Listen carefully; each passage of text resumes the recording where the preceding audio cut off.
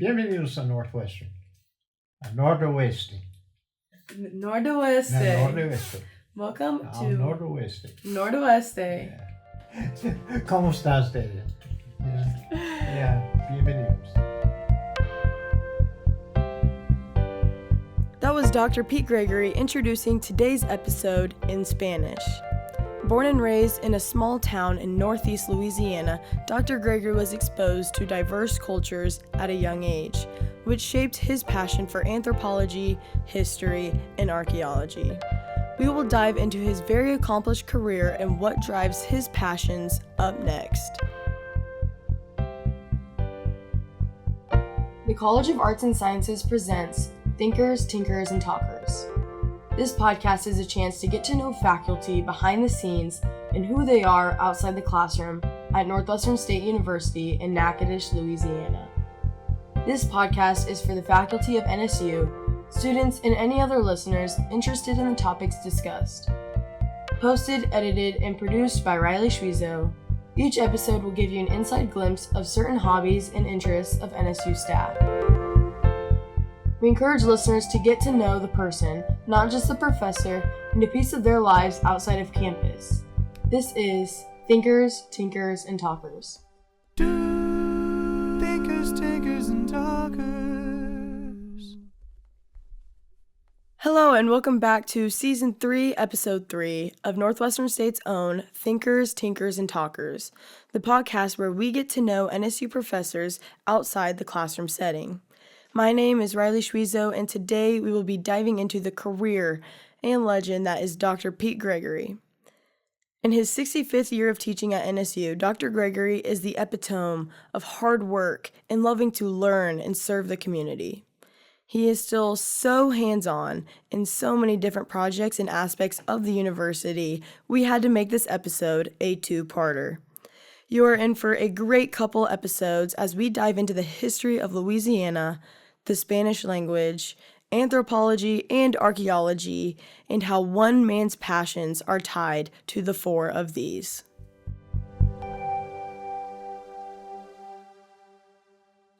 Joining us today is Professor of Anthropology, Curator of the Williamson Museum, and the longest-serving employee in NSU history, Dr. Pete Gregory. I'm afraid that if we were to list all of your accolades and all the many projects and organizations you are a part of, we would be here all day. I mean, you just have your hands in so many different things. You work with Native American communities here in Louisiana and in Oklahoma and Texas. You've done archaeological. Yes, yeah. Wow. Research with the Creole communities and other sites across the state. Written and co-authored numerous articles and books relating to Native Americans. I mean, the list goes on and on. Well, Dr. Gregory, I've been very eager to meet with you. Preparing for this has been exciting. I mean, even, as I said earlier, even after all the research I've done, I still feel like it's just the tip of the iceberg.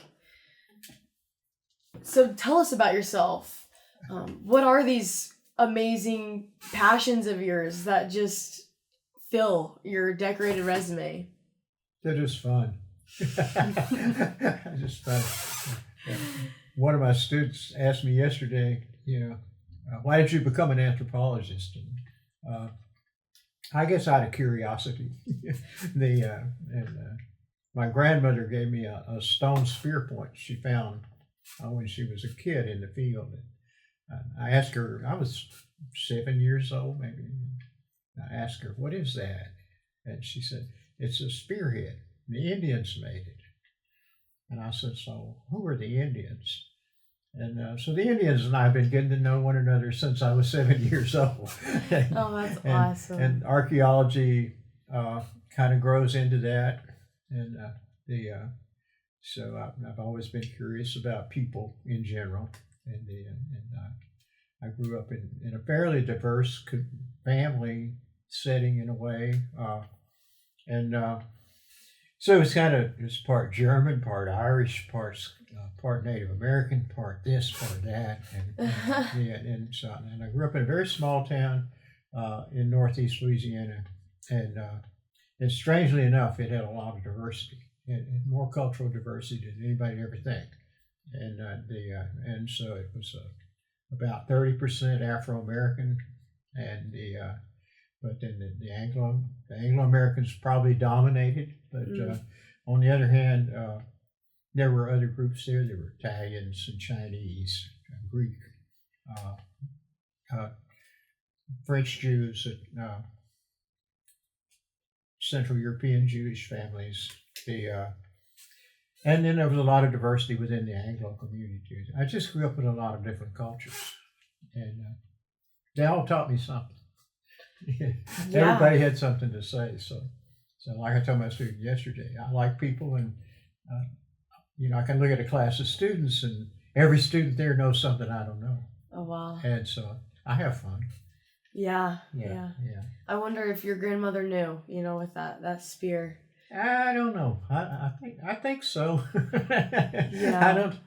I don't know what possessed her to give it to me. She just had it, but it did get me interested in things, material culture, which archaeology deals with spear points, and we have thousands of them upstairs in the museum, and they tell a story.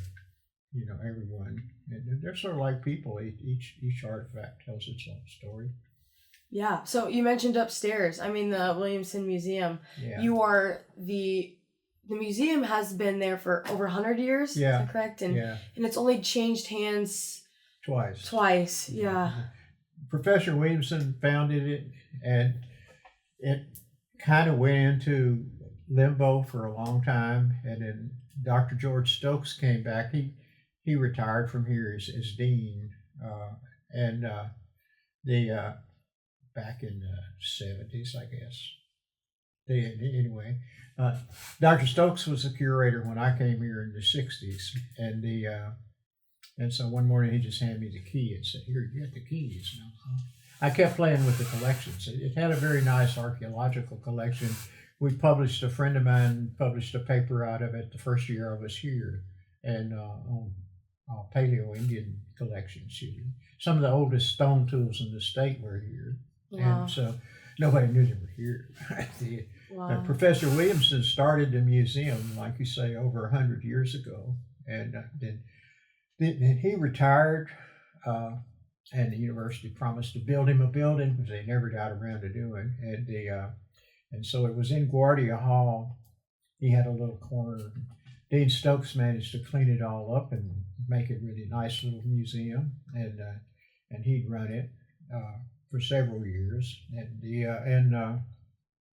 So after I got the key, I was sort of dared, and then Guardia burned, and we lost that whole collection. Oh wow! So the earlier part of the collection was gone, and so what we have here in Kaiser now is it's come here since basically 1971, and we're the regional repository for archaeological finds in Northwest Louisiana for the state.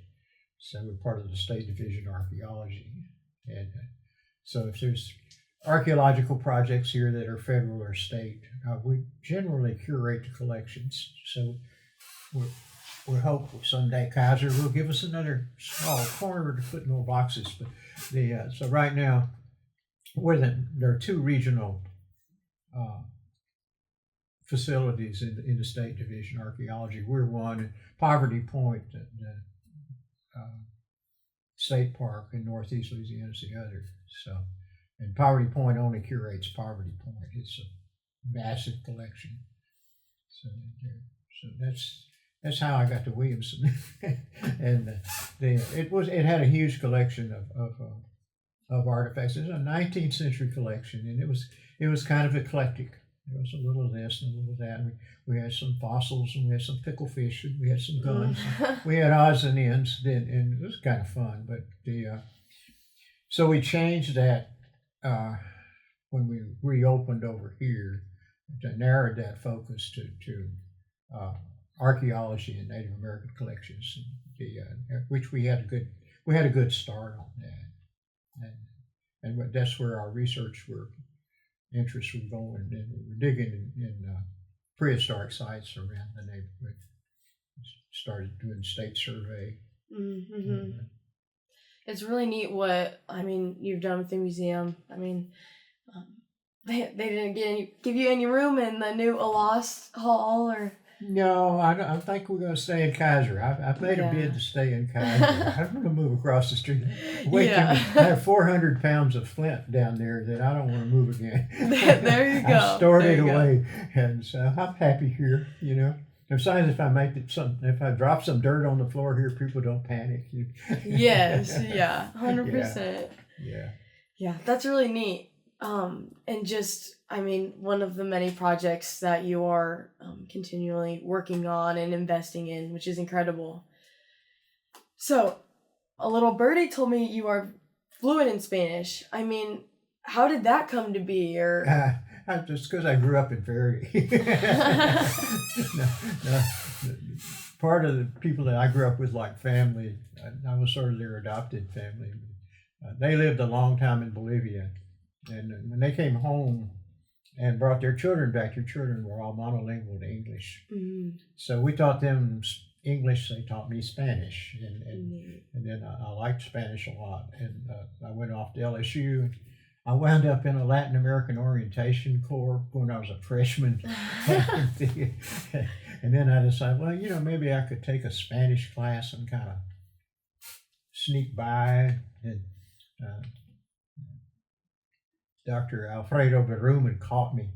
I was about half asleep one afternoon, and so he asked me in Spanish, "Cuéntase," and so I started counting. I must have been past 100, and he said, "Afuera, outside, ahora afuera." So he drugged me out of the room. He said, "Where are you from?" And I said, "Oh, I'm from Louisiana, and North Louisiana." I thought that'll help.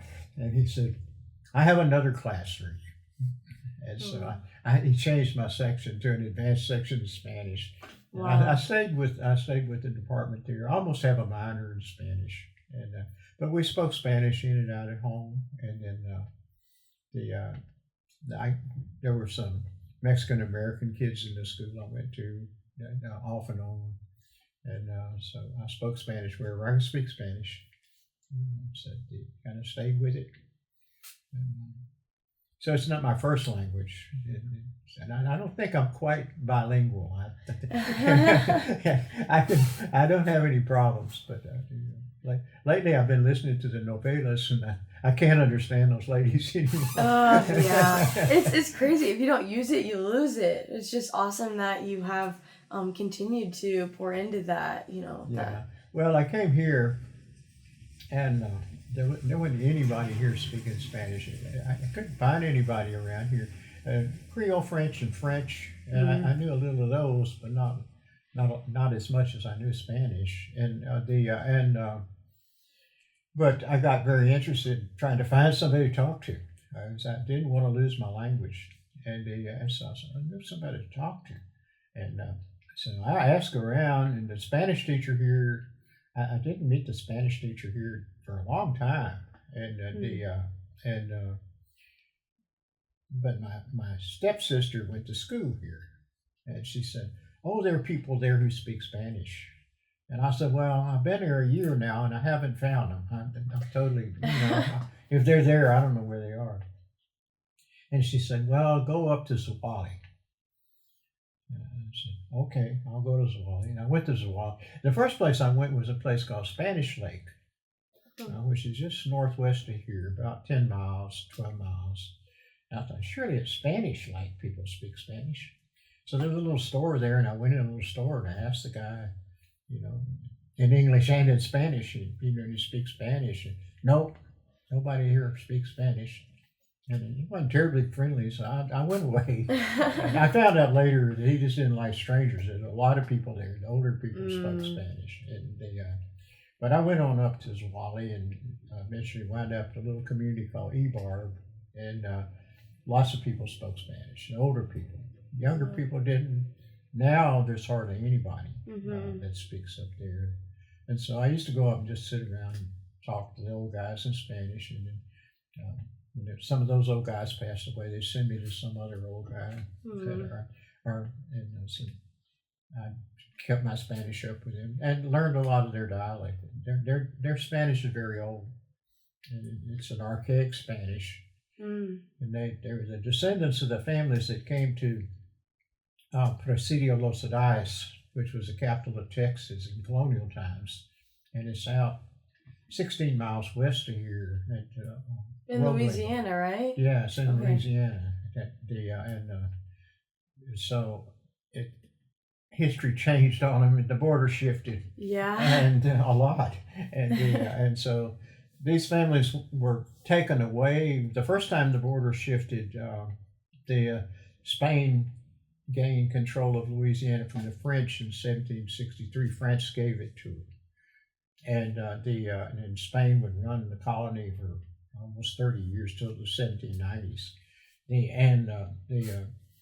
So when they took over, their justification for the Presidio on the border was to stop the French incursions into colonial Texas. And so they no longer needed a military post. And they pulled everybody back to San Antonio. And they didn't like it there. They didn't do well there. And so they allowed them to find another little settlement in Texas. And they founded a little place to the north of there along the Brazos River. But the river flooded. They all got sick. The Comanches decided to run them off, and so they petitioned to move, and so they eventually founded Nacogdoches. Oh wow! And then in the conflict between Spain and Mexico, when Mexico broke away from Spanish control, that was a pretty violent place, and so they decided they wanted to come home. They had asked to come back, and before, they wouldn't let them come back over here, and then earlier on, they had actually made a petition to Mexico City not to leave out here at all, because most of them had been here long enough. They were born here, raised here, and they had land and they had cattle. They had interest here. They didn't want to leave, and so they didn't let them. They said, "No, you have to come back." And so they had a very interesting wandering around, kicking themselves around. Trying to avoid conflict on the frontier, and they eventually come back. So a large number of them come back, and those families, the families that are here now, are descended from them. And the language, the older people spoke the old language very well, and amongst themselves. And some of the middle-aged people were semi-fluent, and what we call semi-speakers and linguists, and they could come and go halfway. Yeah. Now, you've done archaeological research there, haven't you? Yeah. Well, it kind of fit. I actually discovered the people I could speak Spanish with before I realized I wanted to dig the site. The site was here. The site had a historical marker on it and said this is the site of Los Adayes. And I don't know if you're an archaeologist, that kind of piques your interest, because historical markers have a nasty habit of being in some place they're not supposed to be. And local folklore will put them here or there. Poor Saint Denis buried all over Natchitoches. If you wander around town, he's buried here, buried there, buried there. Ask anybody where he is, and they'll take you to their favorite place. And we really don't know. But there are markers, and so I saw the marker. And I had done a little research on Los Adayes, and actually it was in the right place. And there was an amateur historian in Shreveport, a lawyer, and he had researched the site back in the 1920s, and he found the site. And very systematic historical research. And so he talked the colonial dames of the 17th century. I'll get the lady straight. And the colonial dames of the 17th century bought a little portion of the site, and turned it into like a pocket park. And they put up a flagpole, and they dug a well, and that's it. They put a little road through it, and it stayed like that for a while. And then the colonial dames didn't have money enough to keep it clean and mowed and everything. And so at some point, and I forget what year, but they gave it to the parish, to Natchitoches Parish. And so it became a pocket park. The parish maintained it. And so nobody had done any archaeology there. An archaeologist had passed there in the 30s and picked up a lot of broken pottery, mostly Indian pottery. And so he thought it was an abandoned Indian site. And in the state files, it was a Native American site. So I started picking up everything, and we started picking up Spanish Maholica and French faience and Chinese porcelain, stuff that was kind of interesting. And so we surface collected the site for a couple of years, and then we decided, well, we do some testing, and we've tried very hard not to disturb the site because it's a very important colonial site. It's probably the most intact presidio on the Spanish borderlands. Oh wow! And nobody ever plowed it. Nobody ever built on it. There was a house built on it for a short period. They took it off when it became the park, so take the sod off, and you're basically in the 18th century. So we've excavated, I'd say, less than 2% of the site. Wow. And the mission was across the creek. And actually, they built the presidio. There was already a Spanish mission there to the Adais tribe. And they're a Caddo-speaking tribe, small tribe. And their descendants live north of the site still, at Spanish Lake. And they all spoke Spanish, and they're all Roman Catholic, but they're also Adais, and they kept their native identity as well. They're a state recognized tribe, and so it was all still in place. Very seldom does an archaeologist get to dig a site where the descendants are looking over his shoulder. I'm saying, these are my people, you're digging up my people. Yeah, wow. I said, no, I'm not digging up your people yet. And we haven't found the cemetery, nor have we found the church. And Dr. Haley down the hall, and I looked for the last field school we had at Los Adais, we were looking for the mission church. And we had a lot of remote sensing, and we had some testing, but we didn't have enough. We got close. It's there. We know where it is. We just didn't test it. Find the walls. It was a post in the ground structure, so there's nothing left of the church. And the whole presidio was built French style, mostly post in the ground inside a stockade, with remote sensing. And the University of Arkansas, the Corps of Engineers from St. Louis, and Division of Archaeology, we've been into a lot of remote sensing now. So we've located all the buildings inside the stockade. We've located the stockade, and we haven't had to disturb them, so we just left the site intact. And so it's a fun place to visit. And you won't see anything on the surface of the ground, but it's still a fun place to visit. And so the people on the river, I had a friend of mine who was studying Mobilian. It's an Indian trade jargon that people use in the Southeast.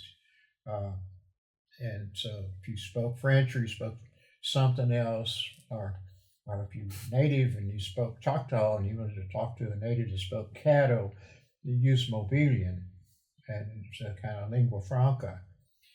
And so he came here looking for Mobilian, and he thought, well, these people at Ebar, that's a colonial population, I might find it there. So we set out to do that, and instead we found the Spanish.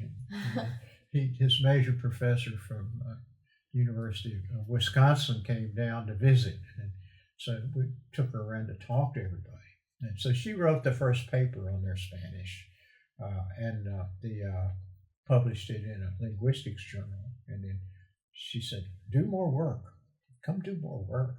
And so I got where I went and recorded things more often than I normally had been doing. I had just gone to visit. I hadn't gone to work. Yeah. And then I had students from there and they got interested. And so one of my students, Lester Sepulveda, came up in a Native American class. He came up after class one night and said, what kind of Indians are we? And I said, I don't know, why don't you go home and ask the old people? When you find the old people, tell me, we'll go see. So he found the old people. And so they're Choctaw Apache, and so there are two tribes up here. Neither one of them are federally acknowledged, but they're state acknowledged, and there are two others to the west, to the east of us, that are also. One of them is state acknowledged, the others just self-acknowledged, but they're lineal descendants of colonial populations and native people who didn't leave and go somewhere else. And the Caddo were all signed a treaty and left in 1835, and some of the Natchitoches went. Some of the Natchitoches say they didn't go, and but the Adice did not, and the Caddos are not sure they did. But anyway, those tribes are still here, and their connections to Los Adice and the Natchitoches are pretty interesting. They're pretty complicated. Yeah, I can see how, your work with Native Americans and your archaeology and your love for the Spanish language all kind of intertwined, Yeah. which is so neat to hear. Yeah. Well, Louisiana is a funny place because Spain kind of messed up. That is all the time we have for today's episode. If you would like to hear Dr. Gregory go more in depth into the history of Louisiana, his career at NSU, or answer our series of rapid fire questions, tune in to Season 3, Episode 4, our Part 2 with Dr. Gregory. Thank you for tuning in. This episode is a production of the CREATE program at Northwestern State. Until next time, thinkers, tinkers, and talkers.